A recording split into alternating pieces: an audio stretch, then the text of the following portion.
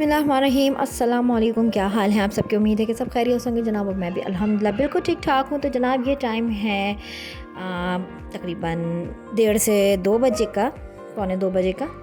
और मुझे लॉन्ड्री करनी थी, मीन्स कि आप जानती हैं कि मैंने कपड़े वगैरह धोए। ये कल का व्लॉग है, तो आज आपसे शेयर करूँगी 2 दिन का व्लॉग। और उसमें शेयर करूँगी बहुत ही मज़ेदार सी झटपट से बनने वाली रेसिपी, क्योंकि गोश्त खा खा के ना वैसे भी मुंह पक गए हैं। तो मैंने ज़रा सा सादा मेन्यू बनाया, जिसमें मैंने बनाई मूंग की दाल। और आजकल बड़ा जो है ना वेदर क्लाउडी हुआ हुआ है, बरसात वाला मौसम हुआ हुआ है। बस इंशाल्लाह अनकरीब ही बादल बरसेंगे इंशाल्लाह। और यहाँ थी मूंग की दाल की पराठों की तैयारी, मीन्स की सुबह की। तो मैंने कहा मैं इसको भी साथ ही रेडी कर लेती हूँ, मूंग की दाल। और ये ईमान ने बड़े शौक़ से खाई थी पराठे से रात को ही। तो मैं बना रही थी अंडे आलू को सालन। तो आलू तो थे ही नहीं, मीन्स के ख़त्म हो गए, क्योंकि डेली बेसिस पे माशाल्लाह फ्राइज़ बनते हैं। सम टाइम मैं शेयर करती हूँ, सम टाइम मैं आपसे शेयर नहीं करती हूँ। तो खैर आलू नहीं थे, तो फिर मैंने कहा अंडा ग्रेवी ही बना लेते हैं, थोड़ा सा डिफरेंट हो जाएगा। और सारा मीन्स कि मैंने दोपहर से कपड़े धोना शुरू किए थे 3 बजे के करीब। तो मैं फ़ारिग हो गई थी 5, साढ़े 5, 6 बज गए थे तकरीबन मुझे, क्योंकि मैं हाथ के हाथ जो मुझे लग रहा था आयरनिंग वाले हैं वो भी मैं हटा रही थी करके। तो साथ आपसे रेसिपी शेयर कर लेते हैं, बहुत ही मज़ेदार सी। और साथ साथ 2 दिन की जो मेरी छोटी मोटी सी रूटीन है वो भी शेयर कर लेंगे, क्योंकि सिस्टर आई हुई, उसके साथ आजकल जो है बड़ा दिन बिज़ी गुजरता है, बच्चों के साथ बिज़ी गुजरता है। और वो भी ऐसे ही आती है 2 महीने में, 3 महीने में। तो 2 दिन वो ऊपर होती है आप ही के पास, फिर 2 दिन मेरे पास, फिर 2 दिन अम्मा के घर। और अम्मा जो है ख़ानदान किसी काम से गई हैं, इंशाल्लाह कल वो आ जाएंगी। तो फिर मैंने जो है पाए वगैरह जो है ना, मैंने बॉईल करके यखनी उसको मैंने फ्रीज़र कर दिया था कंटेनर में। प्लास्टिक के जो बॉक्सेस होते हैं, मैं इंशाल्लाह कल उसको बनाऊंगी पाए को, क्योंकि मेरी अम्मा को पाए बहुत पसंद है, उनके फेवरेट हैं। तो मैंने कहा जब अम्मा आएंगी तो मैं पाए का सालन करीब मीन्स के कल ही इंशाल्लाह बना लूँगी। तो मैंने आज सादा सा खाना बना लिया था, मीन्स के बड़ा मज़े का लगा था। काफ़ी दिनों बाद दाल और सालन इस तरह से अंडे का मैंने बनाया था। और मेरे हस्बैंड को अंडे आलू भी बहुत पसंद हैं, तो मैंने इसलिए अंडा ग्रेवी बना लिया था। इसके लिए मैंने हरी मिर्ची, प्याज, अदरक, लहसुन को साथ ब्लाइंड कर लिया था। झटपट वाला सालन है ये, मैं वो गोश्त के मसाले के साथ भी बनाती हूँ।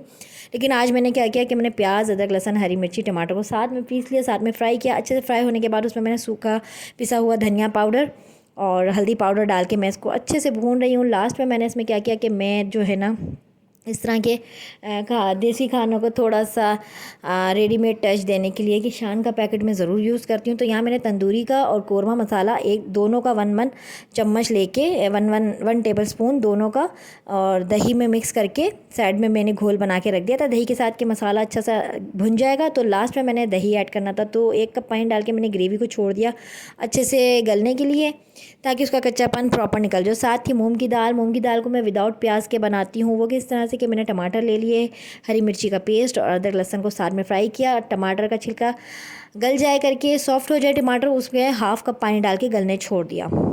अच्छा जनाब, तो यहाँ हमारा ये सालन थोड़ा भुन जाएगा, थोड़ा इसका पानी खुश्क हो जाएगा। तो उसको प्रॉपर भूनने के बाद मैंने इसमें ऐड करना है दही। और साथ साथ में मैंने अंडे भी बॉईल करने रख दी थी। 6 अंडे थे, बाद में मैंने 2 अंडे और बॉईल किए थे, तो ये 8 अंडे हो गए थे। क्योंकि ग्रेवी में अंडों का होना ज़्यादा ज़रूरी होता है। जब अंडे कम होंगे तो फिर वो ग्रेवी आती है सिर्फ मुँह में। तो खैर यहाँ टमाटर का छिलका सॉफ्ट हो चुका था। और जब मुझे इस तरह से कुकिंग करनी होती, तो अगर एक चीज़ जो है मैं पहले ही मेन्यू डिसाइड करके रखती हूँ कि मैंने सुबह में क्या बनाना है। 1 से 2 चीज़ें लाजमी बनाती हूँ दाल सब्ज़ी में भी, ताकि बच्चे को अगर कुछ और पसंद ना आए तो वो कुछ और खा ले। क्योंकि ईमान को अंडे आलू का सालन बिल्कुल पसंद नहीं आया था, उसने मूंग की दाल से पराठा बनवा के खाया था रात को।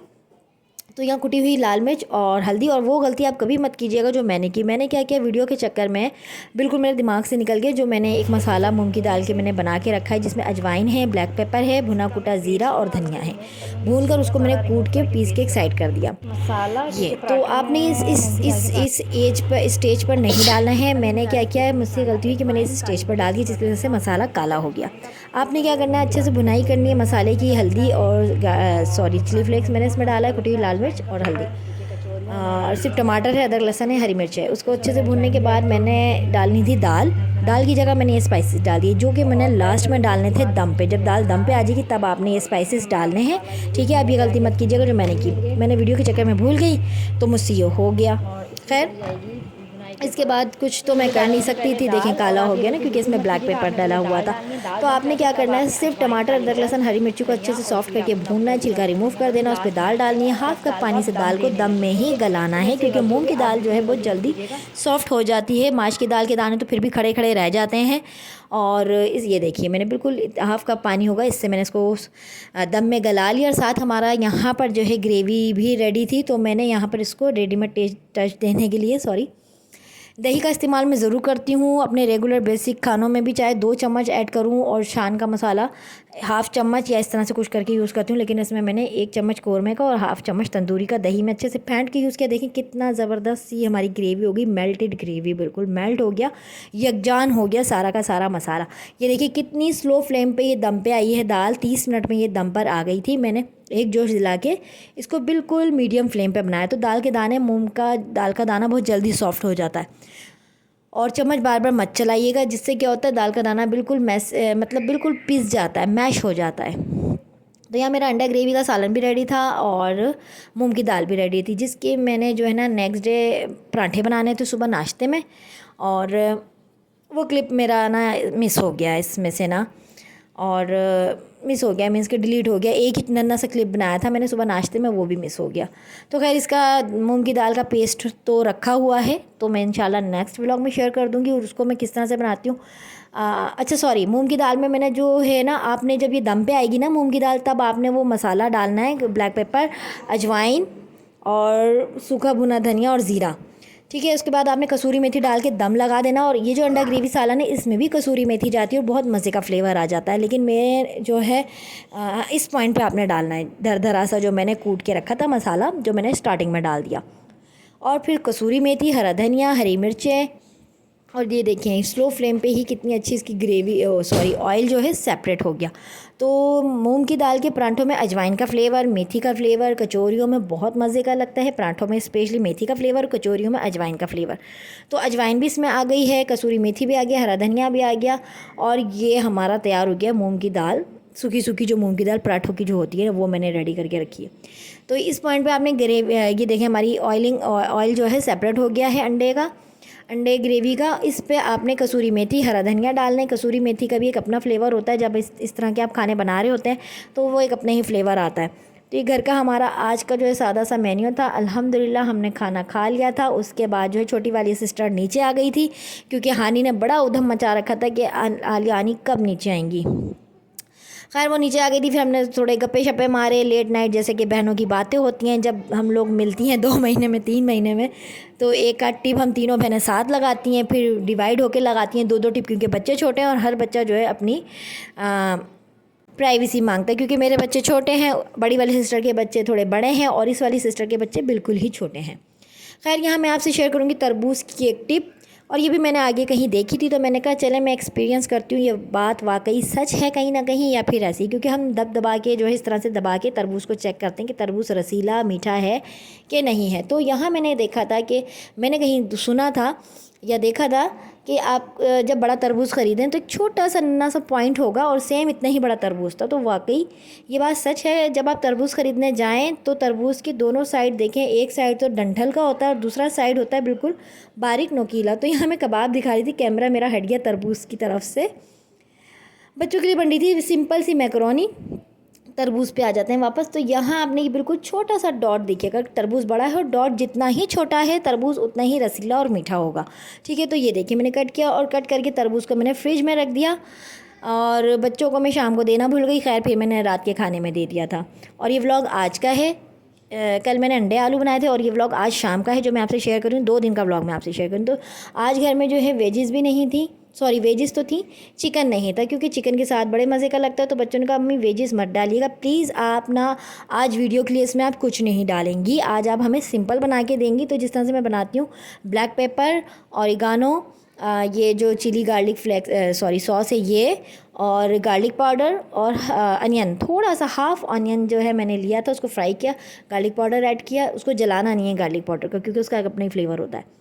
साथ में मायोनीज़ डाल दिया, क्रीम चीज़ डाल दें, और उसको आप अच्छे से सिंपल बच्चा, क्योंकि हमारे घर में बच्चे ना ब्लैक पेपर और केचप में ही खाते हैं, स्पेशली इर्तिज़ा और ईमान, और ये ईमान की फरमाइश पे ही बना था शाम को। और इसके साथ साथ मैंने बना लिए थे सैंडविच कबाब के साथ। शामी रेशा कबाब जो होते हैं मैंने बीफ के ही बना के रखे हुए थे, तो आज ये थोड़े कुछ बचे हुए थे, ईद के ही बने हुए हैं, ईद के फर्स्ट डे के।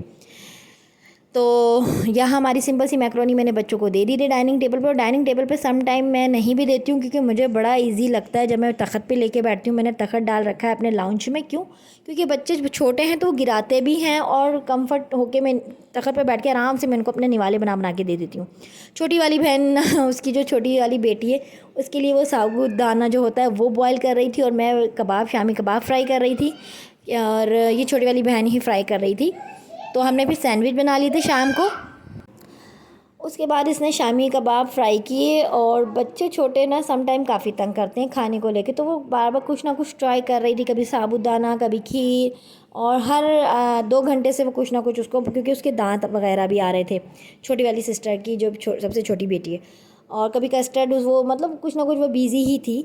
तो मैंने कहा चलें आज हम बच्चों को थोड़ा सा ना अपने विलास के जो हमारे पार्क हैं, फ्रूटी पार्क और झूले वाले पार्क, वहाँ लेके चलते हैं। बच्चों को थोड़ी सी आउटिंग भी हो जाएगी और बच्चों को अच्छा भी लगेगा, क्योंकि जो टीचर्स वगैरह हैं, ट्यूशन टीचर्स, वो भी 15 डेज़ की छुट्टियों पे चली गई हैं, ताकि बच्चे आराम से अपना चिल कर लें, एंजॉय कर लें, क्योंकि अब छुट्टियाँ तो हैं ही उनकी।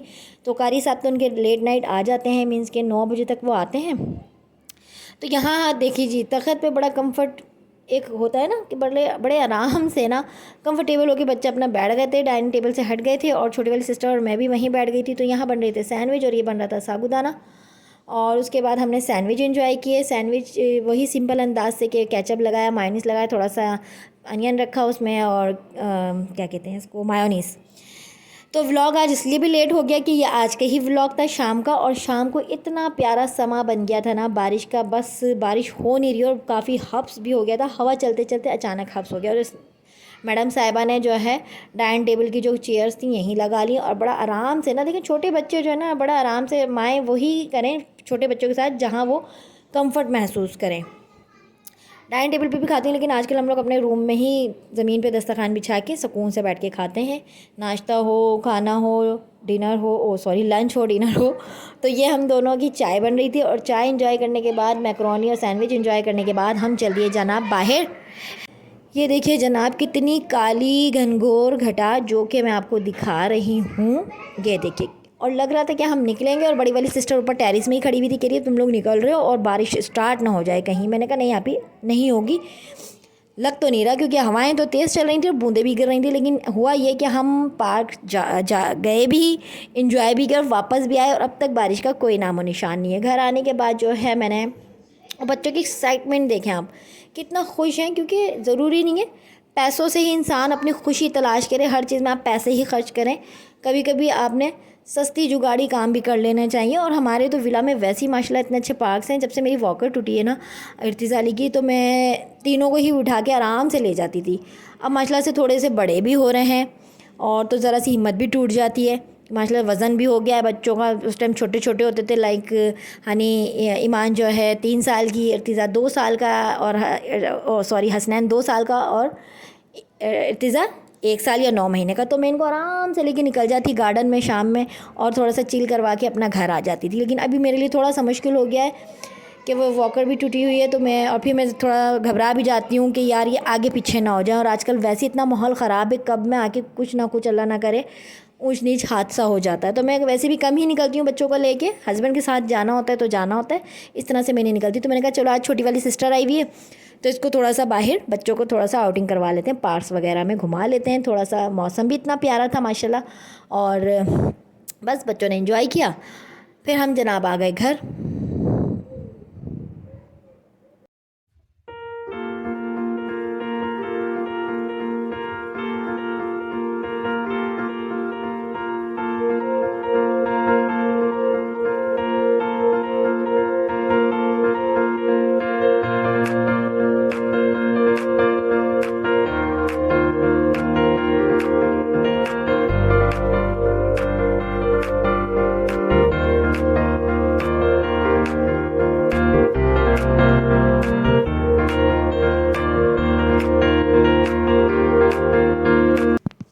देखा जनाब, कितनी काली काली घटा है, चारों तरफ से घटा ने घेर रखा है। लेकिन बस जब अल्लाह ताला की मर्ज़ी होगी तो ये बादल बरसेंगे और गरजेंगे भी। और माशाल्लाह माशाल्लाह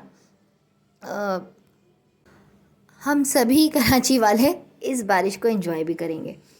और बस अल्लाह पाक से यही दुआ होती है, अल्लाह पाक जिसकी जो मुश्किलें हैं वो आसान फरमाए, सबकी दिली मुरादें पूरी फरमाए। और बस हर पल यही दुआ होनी चाहिए, जो आप अपने लिए मांगें वही अल्लाह से दूसरे के लिए भी मांगें। तो बस यहाँ पे हम पहुँच चुके थे और यहाँ जी चीकू के दरख्त, माशाल्लाह बहुत ही प्यारे चीकू के दरख्त है। और ये हमारी फ्रूटी पार्क के हैं।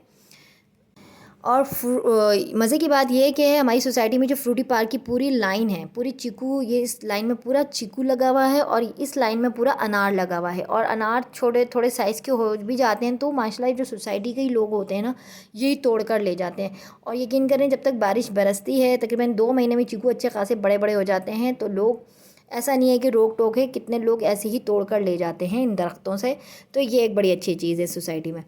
और आगे बादाम के दरख्त भी हैं और माशाल्लाह ऐसे ही लाइन लाइन जैसे पूरी पूरी रो जो है ना, एक एक फ्रूट्स की लगाई हुई है इन्होंने। और ये देखें, मैं आपको नज़ारा दिखा रही थी, बारिश का फुल इम्कान है लेकिन हुई नहीं।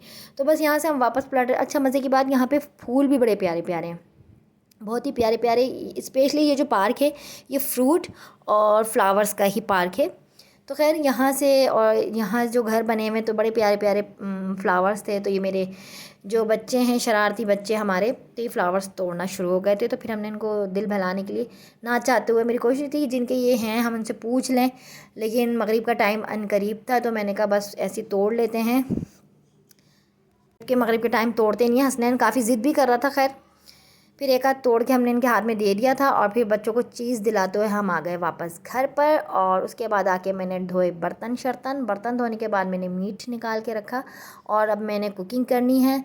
और उसके साथ साथ सबसे पहले मैंने इर्तिज़ा अली को सुलाया, उसके बाद ये सारे क्लिप्स एडिट करे और अब मैं वॉइस ओवर कर रही हूँ और अब मैं जा रही हूँ कुकिंग करने और हमारी गैस ख़त्म है। तो बस देखते हैं कल के व्लॉग में मैं आपसे कौन सी रेसिपी शेयर करती हूँ, मैं क्या बनाने वाली हूँ। डिसाइड तो कुछ नहीं हुआ है कि बाहर से आता है खाना या मैं बनाती हूँ। और क्योंकि मैं गैस का इंतज़ार कर रही हूँ, तब तक मैंने व्लॉग एडिट किया, इस पर वॉइस ओवर की। मिलती हूँ आपसे नेक्स्ट व्लॉग में, तब तक रखिएगा अपना बहुत सारा ख्याल, मुझे रखिएगा दुआ में ढेर सारा याद। इसी प्यारी दुआ के साथ कि दूसरों को आसानियाँ दीजिए, अल्लाह पाक आपके लिए ढेरों आसानियाँ पैदा फरमाएंगे। और बस कल तक के लिए अल्लाह हाफिज़।